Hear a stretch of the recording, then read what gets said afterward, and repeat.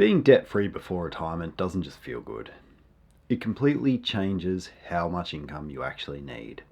And that one shift can be the difference between a comfortable retirement and one that feels tight or a bit uncertain.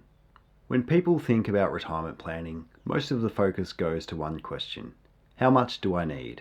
But in practice, there's another question that matters just as much: how much do I need to spend? Because retirement isn't about replacing your income exactly, it's about covering your expenses. If you still have a mortgage in retirement, you're carrying one of your largest expenses, a repayment every month with no employment income coming in to support it. So instead of your super and savings just funding your lifestyle, they're also funding your debt. Let's simplify that. If your mortgage is around $2,500 per month, that's roughly $30,000 per year. That's $30,000 your portfolio needs to generate before you've paid for anything else: food, bills, or general living expenses. Remove that mortgage and your required income drops significantly. Nothing else changes. Same lifestyle, same person, just one less major expense. Because the less you draw from your investments each year, the longer your money tends to last. And this matters more than it might first appear. The first 5 or 10 years of retirement are often the most important. If markets are volatile or returns are lower than expected, and you're drawing more to cover debt, that can have a lasting impact. Because you're selling down investments at times where values may not be ideal. But if your expenses are lower, you have more flexibility. You can reduce your draw slightly. You can ride out market movements more comfortably. And importantly, you're not locked into a fixed repayment. A simple way to picture this is to think about your retirement savings like a bucket of water. Your expenses are what's flowing out. If there's a large outflow, like a mortgage, that bucket drains faster. Remove that outflow, and the same bucket lasts longer. Now, this doesn't mean you should aggressively pay off your mortgage at the expense of everything else. In financial planning work I've done over the years, what tends to matter more is balance. You still need to invest, you still need to build super, and you still need some level of flexibility.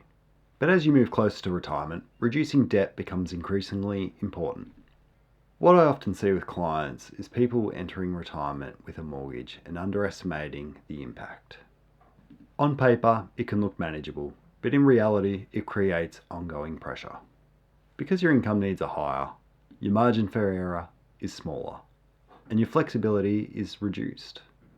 Whereas someone who enters retirement debt-free often finds things feel much simpler.